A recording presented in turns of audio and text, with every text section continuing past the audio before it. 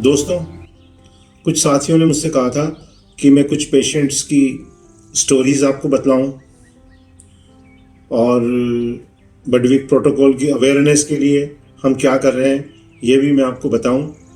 इसलिए आज मैं ये वीडियो आपके लिए बना रहा हूं।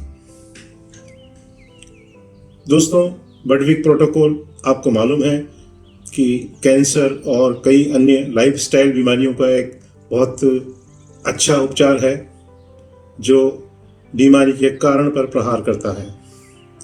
डॉक्टर जोहाना बडविक बहुत बड़ी क्वांटम साइंटिस्ट थी। उन्होंने फिजिक्स और बायोकेमिस्ट्री में एमएससी किया था। नेचुरोपैथी में उन्होंने और पीएचडी की थी। डॉक्टर बडविक के जो टीचर थे वो प्रोफेसर हंसपाल कॉफमैन थे। वो पूरी दुनिया में फैट पॉप के नाम से मशहूर थे। फैट्स के बहुत बड़े एक्सपर्ट थे और प्रोफेसर कॉफमैन शुरू से ही बडविक को देख रहे थे और वो बहुत प्रभावित थे कि बडविक बहुत बुद्धिमान और बहुत अच्छी साइंटिस्ट है। और उन्हीं के प्रयासों से बडविक जो है जर्मनी के federal institutes on fats research में चीफ एक्सपर्ट के पद पर काम कर पाई। और प्रोफेसर कॉफमैन ने डॉक्टर बडविक के लिए अपने घर के बेसमेंट में एक विशाल लेबोरेटरी बनवाई थी जहां उन्होंने ये सारी रिसर्च की है। डॉक्टर जोहाना बडविक को मैं अपनी मदर, अपना आइडॉल, एक गॉडेस मानता हूं क्योंकि वो इसी काबिल है। वो बहुत बड़ी साइंटिस्ट है, बहुत अच्छी उन्होंने रिसर्च की है। अगर आप भी बडविक के विज्ञान को समझ लेंगे तो आपके भी यही विचार होंगे। एक अमेरिका के ऑन्कोलॉजिस्ट थे डॉक्टर डेंसी रॉम। उन्होंने भी जब बडविक के बारे में सुना तो उन्होंने पढ़ा ब्रीफली बडविक प्रोटोकॉल के बारे में, लेकिन उनको विश्वास नहीं हो रहा था कि ऐसा संभव हो सकता है। फिर बाद में वो बडविक से मिले, बडविक के रिसर्च पेपर्स उन्होंने देखे तो उन्होंने कहा कि ये तो बहुत अच्छा उपचार है। और फिर उन्होंने अमेरिका में बडविक प्रोटोकॉल से कैंसर के रोगियों का उपचार शुरू किया। उन्होंने कहा था एक बार कि cancer is weak, vulnerable and easily curable if you know how. एक डॉक्टर रॉबर्ट विल्नर थे, वो फ्लोरिडा में प्रैक्टिस करते थे, बहुत अच्छे डॉक्टर थे। बाद में उनकी वाइफ की डेथ कैंसर से हो गई। उसके बाद में उन्होंने सोचा कि मुझे कैंसर के उपचार के बारे में रिसर्च करना चाहिए और उन्होंने कैंसर के बहुत सारे ऑल्टरनेटिव ट्रीटमेंट्स के बारे में खोजबीन की, रिसर्च की। और इसी सिलसिले में वो डॉक्टर बडविक से भी मिले। जर्मनी जाकर वो कई बार बडविक से मिले और उनकी रिसर्च के बारे में उन्होंने बातचीत की। एक बार की बात है, वो बडविक के घर पर थे, तभी जो है डॉक्टर सिगफ्रीड अर्न्स्ट का फ़ोन आया। बडविक बात कर रही थी। फिर बडविक ने जो है फ़ोन डॉक्टर विल्नर को दे दिया। उन्होंने कहा ये डॉक्टर अर्न्स्ट है जिसके बारे में मैंने आपसे कहा था, आप भी इनसे बात कीजिए। वैसे तो डॉक्टर विल्नर सारी बातें बडविक से सुन चुके थे, लेकिन डायरेक्ट जो है अर्न्स्ट से बात करके वो बहुत प्रभावित हुए। और जब वहाँ से वो लौट रहे थे अमेरिका जाने के लिए तो उनको म्यूनिक से फ़्लाइट पकड़नी थी अमेरिका के लिए। तो उन्होंने देखा कि एक जगह ट्रेन रुकी, उन्होंने देखा कि ये तो उल्म स्टेशन है। तो उन्होंने सोचा कि यहीं तो डॉक्टर अर्न्स्ट रहते हैं। उन्होंने सोचा कि मुझे उनसे मिलना चाहिए और वो वहाँ सूटकेस लेके उतर गए। फिर डॉक्टर अर्न्स्ट से मिले। डॉक्टर अर्न्स्ट की कहानी यह है कि उन्हें स्टमक में कैंसर हो गया था और फिर जो है उनका सर्जरी प्लान की गई।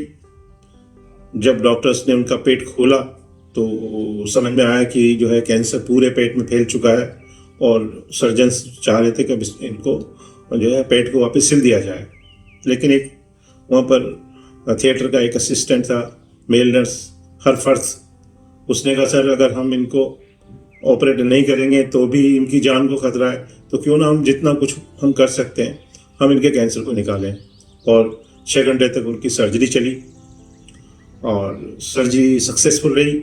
जितना कैंसर वो निकाल सकते थे उन्होंने निकाला, लेकिन बाद में उन्हें कई सारे कॉम्प्लिकेशन हुए सर्जरी के बाद, पल्मोनरी एडिमा भी हुआ, इन्फेक्शंस भी हुए, लेकिन 2-2.5 महीने में वो ठीक हुए और उसके बाद में 2 साल तक वो स्वस्थ रहे। लेकिन फिर कैंसर ने जो है प्रकोप कर दिया, मेटास्टेसिस हो गए और ऑन्कोलॉजिस्ट ने उनको कहा कि भाई अब आपको जो है कीमोथेरेपी लेनी पड़ेगी। डॉक्टर अंश जानते थे कि अगर मैं कीमोथेरेपी लूँगा तो मैं नहीं बच पाऊँगा, तो फिर वो किसी ने बताया, तो फिर वो बडविक के पास गए।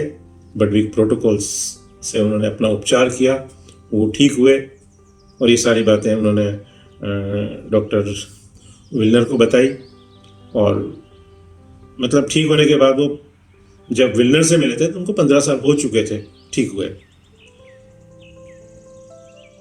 एक हमारा फेसबुक पर एक ग्रुप है बडविक प्रोटोकॉल के नाम से, वो मैंने शायद 2014 में बनाया था और उसमें बहुत सारे मेंबर्स हैं और सबसे बड़ी बात यह है कि उसमें बडविक पर जो पूरी दुनिया में काम करने हैं, बड़े बड़े विशेषज्ञ जो काम कर रहे हैं, वो सब उसके मेंबर्स हैं। मिस्टर लोथर हरनाई से है, स्पेन के जो बडविक सेंटर है वहाँ के जेनकन्स हैं, अमेरिका की अर्सुला है जिसने बडविक प्रोटोकॉल पे एक शानदार डीवीडी बनाई है, सांद्रा ओल्सन है, उसका भी याहू पे एक ग्रुप है, वो भी बहुत अच्छा काम बडविक पे कर रही है। तो ये हमारे लिए फ़ख्र की बात है कि ये सब हमारे ग्रुप के मेंबर्स हैं। वहाँ पर बहुत सारे लोग हैं जो अपनी अनुभव शेयर करते हैं, अपनी बातें बताते हैं, लोगों से पूछताछ करते हैं।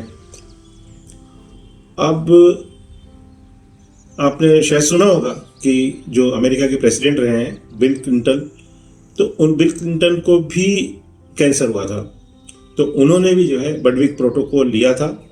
स्विट्ज़रलैंड के कोई डॉक्टर थे जो उनका ट्रीटमेंट कर रहे थे और उनको बडविक प्रोटोकॉल दे रहे थे और वो डॉक्टर जोहाना बडविक के संपर्क में भी थे और कोई भी बात होती थी उनसे पूछ लिया करते थे। एक बड़ौदा के एक डॉक्टर हैं, मैं नाम नहीं लेना चाहता, बहुत अच्छे प्रैक्टिशनर हैं, उनको भी नॉन हॉजकिंस लिम्फोमा हुआ। वो भी ट्रीटमेंट के सिलसिले में उन्होंने जब जांच पड़ताल की तो मेरे बारे में पता चला तो उन्होंने मुझे फ़ोन किया था, मेरी उनसे बात हुई, लेकिन उनको बडविक पे थोड़ा विश्वास नहीं हो रहा था। फिर मैंने कहा कोई बात नहीं, विश्वास नहीं हो रहा तो बाकी मैं कुछ लिटरेचर आपको भेजता हूँ बडविक के बारे में, आप उनको पढ़िए और फिर जो आपको मन में लगे वो करिएगा। 4-5 दिन बाद उनका फ़ोन आया कि नहीं यार, मैंने पढ़ा है, ये बहुत अच्छा ट्रीटमेंट है, मैं इस ट्रीटमेंट को लेना चाहता हूँ। उन्होंने कई महीनों तक ट्रीटमेंट लिया और उसके बाद उन्होंने मुझे रिपोर्ट शेयर की थी और वो एकदम जो है रेमिशन में आ गए थे, एकदम सिम्टम फ्री थे, ठीक हो गए थे। एक तुर्की की जो है एक डॉक्टर है, डॉक्टर नीले कारामन, उनकी मदर है, उनको भी ब्रेस्ट कैंसर था और उन्होंने भी मेरे सुपरविज़न में बडविक प्रोटोकॉल लिया था और वो काफ़ी अच्छा उन्होंने इम्प्रूवमेंट किया है।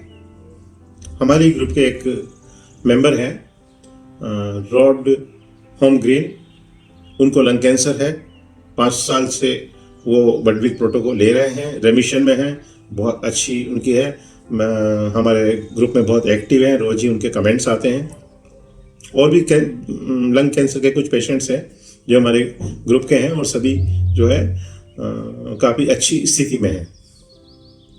एक गोरखपुर का अक्षय है, अक्षय आनंद, उसके फादर को प्रोस्टेट कैंसर है और जब उनको पता चला कि पिताजी को ये है तो वो कीमोथेरेपी वगैरह नहीं लेना चाहते थे, उन्होंने रिसर्च की। फिर अक्षय ने मुझे फ़ोन किया, मैंने उसको बडविक प्रोटोकॉल के बारे में बताया और उनके फादर जो है कुछ ही महीनों में उनका सारे पैरामीटर्स नॉर्मल हो गए, वो बहुत अच्छी तरह कर रहे हैं और ट्रीटमेंट ले रहे हैं। ये सारे स्टोरीज आपको मेरी वेबसाइट पे मिल जाएगी, gobadvik.com मेरी वेबसाइट है, वहाँ पर आपको बडविक प्रोटोकॉल के बारे में हिंदी में और इंग्लिश में दोनों में जो है आर्टिकल्स वगैरह मिल जाएंगे। एक लखनऊ के मिस्टर AB अग्रवाल हैं, बैंक के रिटायर्ड अधिकारी हैं, उन्होंने शायद देखा 2 साल पहले लखनऊ में एक बडविक पे सेमिनार अरेंज किया था और हम गए थे, बहुत अच्छा सेमिनार रहा था। लखनऊ के काफ़ी संभ्रांत लोग उसमें आए थे। दिन भर सेमिनार चला था और वो सारा जो है A.B. अग्रवाल साहब ने ऑर्गेनाइज किया था। पता नहीं 2-4 महीने बाद एक बार उनका फ़ोन आया, बड़े डाउन थे और मुझे लगा कि उन्होंने कहा कि मेरा जो है 1000 से ऊपर PSA पहुंच गया, स्थिति ख़राब है। मैंने कहा आपने लापरवाही की होगी। हाँ डॉक्टर साहब, मेरे से लापरवाही की। मैंने कहा ऐसा मत करिए, आप तुरंत ठीक होइए, अपने पटरी पर आइए, बर्डविक प्रोटोकॉल को सिस्टमेटिकली दोबारा से शुरू कीजिए। और मतलब आपको ताज्जुब होगा कि सिर्फ 3 महीने में उनका जो 1100 कुछ था PSA लेवल, वो घट के 108 आ गया। बहुत बड़ी बात है। एक शांति के बारे में आपको बताना चाहता हूँ। शांति बीकानेर की तरफ की कोई गांव की महिला थी। वो मुझे दिखाने आई। उसको यूट्रस में लियोमायोसार्कोमा था। सर्जरी हुई थी और कीमो वगैरह हुई, लेकिन कुछ दिन ठीक रही। उसके बाद फिर उसको तकलीफ बढ़ गई। पेट में बाईं तरफ एक बहुत बड़ा ट्यूमर हो गया। जब वो मेरे पास है, उसका हीमोग्लोबिन 7 ग्राम था। एनर्जी लेवल उसका बहुत कम था। बहुत ही ख़राब स्थिति थी। उनकी लैंग्वेज भी मेरे समझ में नहीं आ रही थी और मेरे ख्याल से मेरी लैंग्वेज भी वो ज़्यादा ठीक से नहीं समझ पा रहे थे। मुझे लग रहा था कि ये ट्रीटमेंट को नहीं कर पाएंगे। वो मतलब खेत के पास ही किसी कुटिया में वो लोग रहते थे। लेकिन 2 महीने बाद उसके ब्रदर का मेरे पास फ़ोन आया और उसने कहा मैं आ रहा हूँ। मैंने कहा भाई कैसी है शांति? उन्होंने कहा सर सुधार हो रहा है उसका और मुझे कुछ फ्लैक्स ऑयल और कुछ चीज़ें चाहिए तो मैं लेने के लिए आ रहा हूँ। मैंने कहा तुम आ जाओ। और ठीक 3 महीने बाद एक दिन वो लोग मेरे पास आए और शांति को देखकर मैं दंग रह गया कि क्या ये वही शांति है जो मेरे पास आई थी, जिसका हीमोग्लोबिन 7 ग्राम था, जिसका एनर्जी लेवल बिल्कुल डाउन था, जो ठीक से बैठ भी नहीं पा रही थी। तो दोस्तों, ये बर्डविक का कमाल होता है। उसका हीमोग्लोबिन 11 से ऊपर था। ट्यूमर छोटा हो गया था। रिपोर्ट भी करवा के आए थे वो। एक जयपुर के एक ऑन्कोलॉजिस्ट है, मैं नाम नहीं बताऊंगा। उनको स्टमक में कैंसर हुआ और उन्होंने कीमोथेरेपी वगैरह भी ली और तब तक भी वो ठीक थे। फिर एक बार वो हैदराबाद किसी काम से गए। वहाँ उनका कोई कलीग था जो ऑन्को सर्जन था। तो उसने कहा था यार आप ठीक हो, अब आपकी सर्जरी हो जानी चाहिए, सर्जरी कर देते हैं आपकी। और उनकी सर्जरी कर दी और सर्जरी के बाद उनकी हालत ख़राब होने लगी। स्थिति ये हो गई कुछ महीनों बाद कि नाक में नलची लग गई और वो बेड पे आ गए। फिर किसी ने उनको कहा होगा कि बर्डविक प्रोटोकॉल के बारे में। तो फिर उन्होंने मुझे संपर्क किया। उन्होंने कहा डॉक्टर साहब अगर आप हो सके तो जयपुर आ जाइए। तो मैंने कहा ठीक है मैं आ जाता हूँ। और हमने उनका बर्डविक प्रोटोकॉल शुरू करवाया और 20-25 दिन में स्थिति ये हो गई कि उन्हें लगा कि यार अब तो मैं पेशेंट देख सकता हूँ, मैं अच्छा हूँ। और उन्होंने पेशेंट देखना शुरू कर दिया। एक अमेरिकन लेडी है, डॉन उल्वानो नाम है उसका। कुछ साल पुरानी बात है। उसको रेक्टम में कैंसर हुआ था। हमारे ग्रुप की मेंबर है, मुझसे संपर्क किया था। उसने मेरी बुक खरीदी और उसको फॉलो किया और मैंने उसको गाइड किया और उसने ट्रीटमेंट लेना शुरू किया। उसने कोई कीमोथेरेपी, रेडियोथेरेपी या सर्जरी नहीं करवाई। डॉक्टर्स ने उसको काफ़ी भला बुरा भी कहा और फिर जो है धीरे धीरे वो ठीक होती गई और 9 महीने में वो कैंसर फ्री हो गई। ये जब वो कैंसर फ्री हुई तब एक दिन उसका फ़ोन आया था जब मैं मेरे सेंटर जा रहा था। उसने कहा कि आज मेरे को आपसे जो है एक वीडियो कॉल करनी। मैंने कहा ठीक है, मैं पहुंच रहा हूँ 10 मिनट में सेंटर और फिर जो है हम वीडियो कॉल करते हैं। मेरी उससे वीडियो कॉल पे फेस टू फेस बात हुई। उससे बहुत अच्छी अच्छी बातें कही। फिर मैंने उससे कहा, मैंने कहा ये तो बहुत अच्छी आपने बातें कही, आप ये रिकॉर्ड करके मुझे भेजिए। उन्होंने कहा ठीक है डॉक्टर, आई विल सेंड। फिर एक ही बार उसने एक वीडियो बना के भेजा था। 18 मिनट का वीडियो था। पूरी कहानी उसने बताई और मतलब वो जो उसका फीडबैक था, मैं आपसे क्या कहूँ, लाख रुपए के बराबर का था। मुझे बहुत खुशी हुई। उसने जो बर्डविक प्रोटोकॉल की जो मेरी बुक है उसके लिए कहा this is my second Bible. उसने मुझे थैंक्स भी इस तरीके से दिया लास्ट में उस वीडियो के कि डॉक्टर,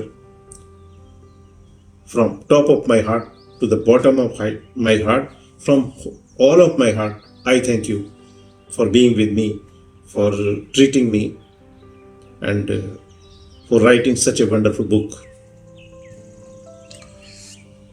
एक उज्जैन के रतनलाल टेलर थे। रतनलाल टेलर को 2000 में बड़ी आंत में कैंसर हो गया और उनकी सर्जरी हुई इंदौर में, और उसके बाद में कीमोथेरेपी वगैरह दी गई। कुछ अरसे तक वो ठीक रहे, फिर उनके आँख के ऊपर यहाँ ट्यूमर हो गया, उसकी भी सर्जरी हुई। फिर उनके किडनी और यूरेटर में कैंसर फैल गया, उसकी भी सर्जरी हुई। और कुछ दिनों बाद जो है उनके लीवर में जो है बड़े बड़े ट्यूमर्स हो गए, और फिर उसके लिए जो है उनको वो कीमोथेरेपी की गोली दी गई सोराफेनिप, और उससे जो है बहुत सारे कॉम्प्लिकेशंस हुए, क्रॉनिक डायरिया हो गया और वो उनको बंद करनी पड़ी। फिर रतनलाल को किसी ने मेरे बारे में बताया, रतनलाल जी मेरे पास आए थे और उन्होंने बडविक प्रोटोकॉल लिया और करीब साल भर में वो एकदम स्वस्थ हो गए। मेरे खुशी खुशी वो मेरे पास आए थे सारी रिपोर्ट्स लेके, और उन्होंने कहा था कि 3 डॉक्टरों ने कह दिया कि अब तुम्हें कोई कैंसर नहीं है। रतनलाल जी की एक बात मुझे अच्छी तरह याद है, वो ये कहते थे कि मैं 2000 से लड़ रहा हूँ कैंसर से, पहलवान की तरह लड़ रहा हूँ, कभी वो मेरे ऊपर है कभी मैं उसके ऊपर है, लेकिन मुझे ऐसा लगता है कि मैं 100 साल जरूर पूरे करूंगा। तो इतना आत्मविश्वास रतनलाल में था। तो दोस्तों ये कुछ थे, वैसे तो कहानियाँ बहुत हैं। वेबसाइट पे जाइए, वहाँ पर हिंदी सेक्शन और इंग्लिश सेक्शन में दोनों में जो है पेशेंट स्टोरीज का एक पेज है, वहाँ पर सारे टेस्टिमोनियल्स आपको मिल जाएंगे। अब अवेयरनेस के बारे में बात करते हैं। बडविक की अवेयरनेस के लिए मैं कई सालों से प्रयास कर रहा हूँ, जो मुझसे बनता है मैं कर रहा हूँ। मैं चाहता हूँ कि इंडिया के हर शहर में, इंडिया ही नहीं दुनिया के हर शहर में एक अच्छा बडविक सेंटर हो, जहाँ पर लोग आएं और बडविक प्रोटोकॉल से अपना इलाज करवाएं। उसी सिलसिले में मैं काम कर रहा हूँ। मैंने बडविक के ऊपर हिंदी और इंग्लिश में ढेरों आर्टिकल लिखे हैं, हर जगह पब्लिश करवाए हैं, और वो सारे आर्टिकल्स बहुत सराहे गए हैं, और उससे इंडिया में काफ़ी अवेयरनेस फैली है। आहा जिंदगी में भी बडविक प्रोटोकॉल का मेरा आर्टिकल पब्लिश हुआ था। दोस्तों, बडविक प्रोटोकॉल की अवेयरनेस के लिए ये ज़रूरी है कि हमें बडविक प्रोटोकॉल के एक्सपर्ट तैयार किए जाएं, उनको बडविक प्रोटोकॉल की प्रॉपर एजुकेशन और गाइडेंस दी जाए। तो उसके लिए जो है हम लोगों की ट्रेनिंग करते हैं, उनको पूरा बडविक प्रोटोकॉल सिखाते हैं। 5 दिन का एक इंडोर प्रोग्राम होता है, जिसमें हम उनको पूरी प्रोटोकॉल की साइंस और किस तरीके से प्रोटोकॉल लेना है और सारी चीज़ें जो है उनको हम सिखाते हैं और एक सर्टिफिकेट देते हैं। तो इसका हमारा जो पर्पज़ यही है कि हर जगह बडविक प्रोटोकॉल के एक्सपर्ट होंगे, प्रोफेशनल्स होंगे, तभी तो लोग उपचार ले पाएंगे। तो वो भी हमारा एक कार्यक्रम है जो हम करते हैं। इंग्लिश की एक मैगजीन है health of India. Health of India ने मेरा एक आर्टिकल पब्लिश किया था फ्लैक्सीड के ऊपर, और वो आर्टिकल इतना पॉपुलर हुआ और इतना पसंद किया मैगजीन के एडिटर ने, डॉक्टर विनोद प्रजापति ने। उन्होंने कहा कि सर, आपके आर्टिकल के बिना हमारी मैगजीन पब्लिश नहीं होगी, हर इशू में आपका एक आर्टिकल होना चाहिए, मोस्ट प्रोबेबली बडविक प्रोटोकॉल से रिलेटेड। और मेरे ख्याल से करीब 3.5 साल तक ये सिलसिला लगातार चलता रहा।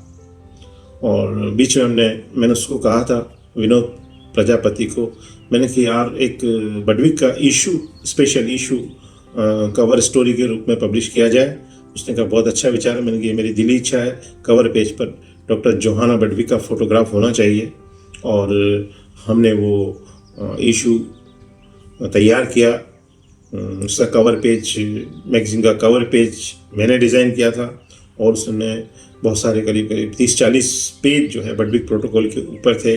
वो मैगजीन भी जो है वो हमारे डाउनलोड सेक्शन में है। हमारे gobadvik.com पे एक डाउनलोड पेज है, उस पर हिंदी और इंग्लिश की ई बुक्स वगैरह हैं। बडविक की अगर आप चाहते हैं तो वो इंग्लिश में बडविक इज़ ग्रेट के नाम से है और हिंदी में बडविक दर्पण के नाम से है। अलसी की मेरी बुक जो बहुत मशहूर है, बेस्ट सेलर है, अलसी महिमा, वो भी आपको वहाँ डाउनलोड के लिए मिल जाएंगी।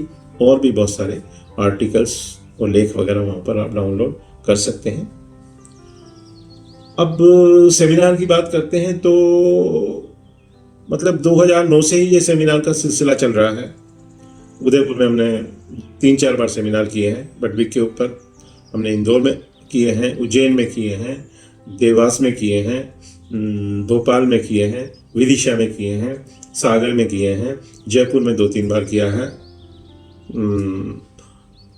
हमने अभी पिछली फरवरी में लॉकडाउन के बाद भुवनेश्वर में जो है एक बड़ा सेमिनार किया था। वहाँ के गांधी इंस्टीट्यूट फॉर टेक्नोलॉजी है, एक बड़ा इंस्टीट्यूट है जहाँ पर बहुत अच्छे कॉलेजेस हैं, इंजीनियरिंग कॉलेज है। वहाँ भी हमने एक बढ़िया प्रोग्राम किया और मतलब वो पूरा का पूरा एक बडविक विजय रथ यात्रा थी। और फिर उसके बाद में नोएडा में मिसेस अनीता चंदेल है, उन्होंने सारा ऑर्गेनाइज किया था। और हमारे एक मित्र हैं मिस्टर यशपाल गुप्ता, उन्होंने गाज़ियाबाद में शानदार इवेंट किया था।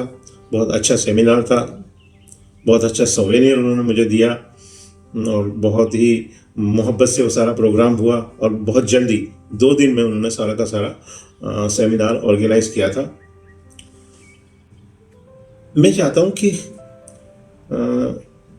बडविक प्रोटोकॉल की अवेयरनेस के लिए एक बहुत बड़ा एक विशाल बडविक सेंटर हमें डेवलप करना है। बहुत बड़ा सेंटर जहाँ पर बडविक प्रोटोकॉल से लोगों का इलाज हो, पेशेंट भर्ती हों, और तो वो हम उस पर काम कर रहे हैं और जल्दी ही हम उसमें सफलता हासिल करेंगे। हालांकि हमें रिसोर्सेस चाहिए उसके लिए, हमें सपोर्ट चाहिए आप सब लोगों का। और जो बडविक प्रोटोकॉल है उसको, उसके सिद्धांतों को अगर हम फॉलो करते हैं इन रियल सेंस, तो मेरे ख्याल से इस दुनिया में एक भी कैंसर हॉस्पिटल की जरूरत नहीं पड़ेगी। कुछ लोगों ने मुझसे पूछा था, सर कैंसर से बचाव के लिए, प्रिवेंशन के लिए हमें क्या करना चाहिए? तो देखिए, मैं आपको बताऊं कि कैंसर का जो इंसिडेंस है वो बहुत ज़्यादा बढ़ रहा है। इसका जो कन्वेंशनल ट्रीटमेंट है जो कि आदमी लेते हैं अक्सर, वो ट्रीटमेंट बहुत महंगा है। लाखों रुपए के इंजेक्शन्स आ रहे हैं, स्थितियाँ बहुत ख़राब हैं और ऐसी दर्द भरी ये जो है पूरी की पूरी जर्नी रहती है। तो हमें कैंसर से बचाव के लिए बहुत सीरियसली काम करना चाहिए और हम छोटे छोटे कदम उठाएंगे तो हम इस बीमारी से बच सकते हैं। समय रहते हमें प्रयास करने चाहिए, हमें हमारी लाइफ स्टाइल को बदल देना चाहिए। बडविक ने कहा था इसके प्रिवेंशन के बारे में कि use flaxseed oil as oil, मतलब तेल खाना है तो फ्लैक्सीड ऑयल ही खाओ। हालांकि फ्लैक्सीड को गर्म नहीं करते हैं, कोई बात नहीं, आप बाद में डालिए, कुकिंग के बाद में डालिए। और हल्का फुल्का अगर कुछ कुकिंग करना पड़ता है तो कोकोनट ऑयल में कर लीजिए, जो है कि हेल्दीएस्ट ऑयल है। या फिर आप बिल्कुल कोल्ड प्रेस बहुत अच्छी क्वालिटी के ऑयल लें। बाजार में जो कॉमर्शियल ऑयल मिलते हैं वो सब तो बेकार हैं, ठीक है।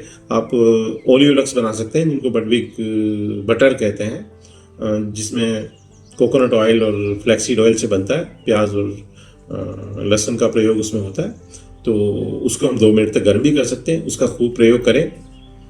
दूसरी बात प्रिवेंशन के लिए कि हमें हर तरह के ट्रांस फैट से बचना चाहिए। मतलब जब भी हम फैट्स को हाई टेम्परेचर पर गर्म करते हैं तो उसमें ट्रांस फैट बनते हैं। ये चाहे हम तेल को रिफाइन करने के लिए बनाएं, उसको वनस्पति बनाने के लिए भी गर्म करना पड़ता है। तो सारे मार्जरीन, वनस्पति, वेजिटेबल शॉर्टनिंग्स और आपके रिफाइंड ऑयल्स में ट्रांस फैट होते हैं, खूब ट्रांस फैट होते हैं। तो उनसे हमें बचना चाहिए और उनसे बनने वाले बाजार में मिलने वाले जितने भी प्रोडक्ट्स हैं, फास्ट फूड है, जंक फूड है, इंडियन फास्ट फूड्स हैं। इंडियन फास्ट फूड्स को भी आप सेफ मत मानिए। कचौड़ी है, समोसे हैं, भटूरे हैं,